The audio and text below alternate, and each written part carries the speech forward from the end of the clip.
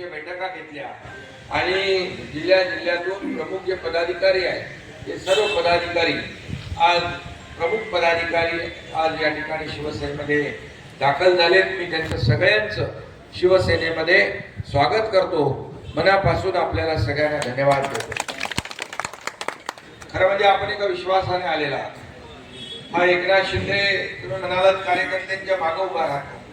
कारण मी एक कार्यकर्ता म्हणूनच काम करतो. मी जेव्हा मुख्यमंत्री होतो तेव्हाही कार्यकर्ता म्हणून काम केलंय. आजही मी कार्यकर्ता म्हणून काम करतोय आणि उद्याही मी कार्यकर्ता म्हणूनच काम करणार आहे. त्यामुळे हा कार्यकर्त्यांचा पक्ष आहे. शंकरा हा इथे कोणी मालक नाही, कोणी नोकर नाही. हा कार्यकर्त्यांचा सन्मान वाढवणारा पक्ष आहे.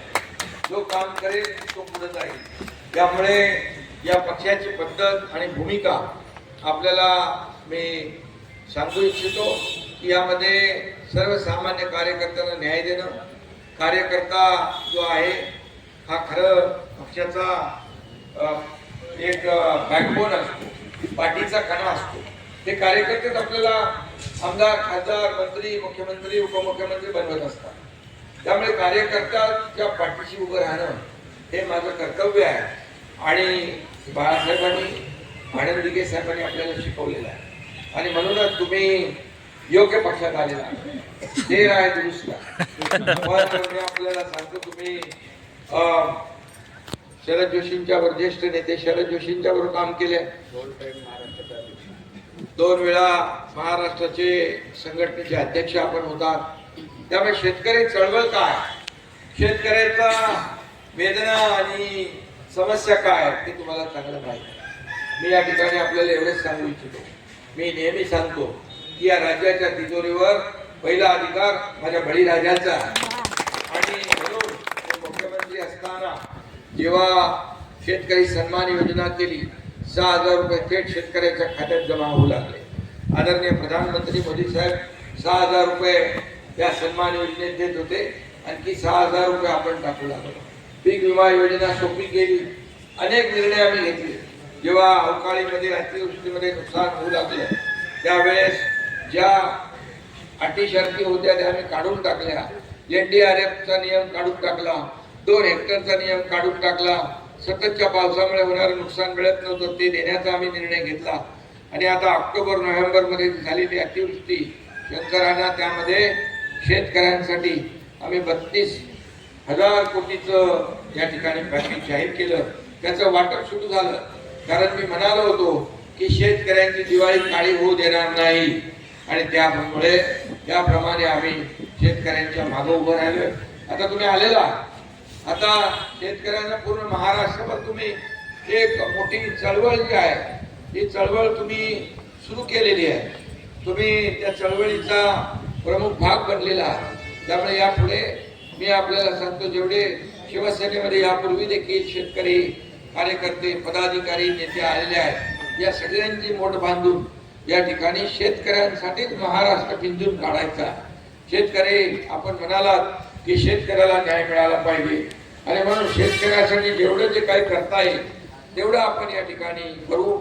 आम्ही निवडणुकीच्या वेळेस लाडक्या बहिणीची योजना देखील सुरू केली आणि त्याचबरोबर शेतकऱ्याचं कर्जमाफीचं पण आम्ही आश्वासन दिलेलं आहे. मी आपल्याला आश्वासन देतो की योग्य वेळी शेतकरी कर्जमाफीचा निर्णय देखील होईल. त्याच्यासाठी कमिटी आपण गठीत केली आहे. त्यामुळे आम्ही जे बोललोय ते सगळं करणार आहे. आम्ही प्रिंटिंग मिस्टेक वाले हा युती नाही आहे. आता तर तुम्ही आमचा भाग झालेला आहे.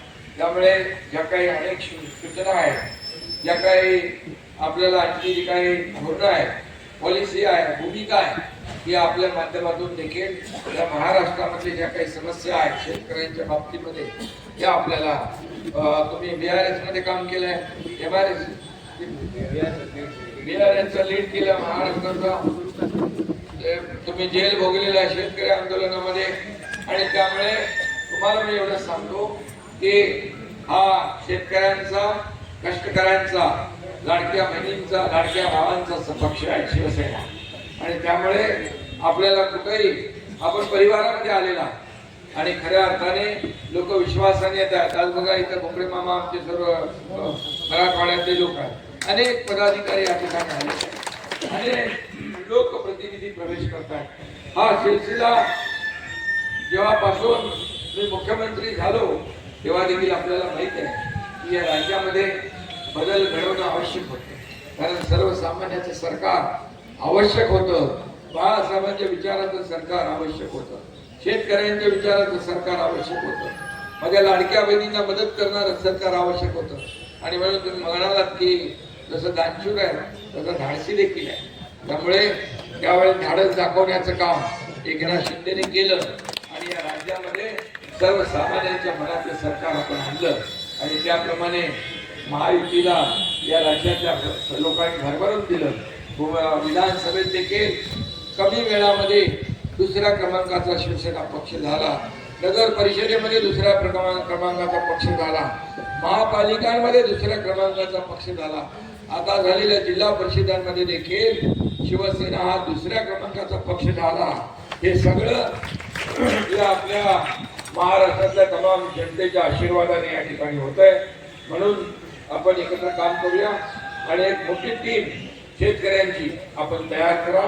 शेतकऱ्यांना आपला एकच लक्ष असलं पाहिजे, शेतकरी सुखी झाला पाहिजे, शेतकऱ्याच्या आत्महत्या कमी झाल्या पाहिजे, शेतकऱ्याला न्याय मिळाला पाहिजे, अशा प्रकारच्या भूमिकेतून आपण पुढे जाऊया एवढंच आपल्याला सांगतो।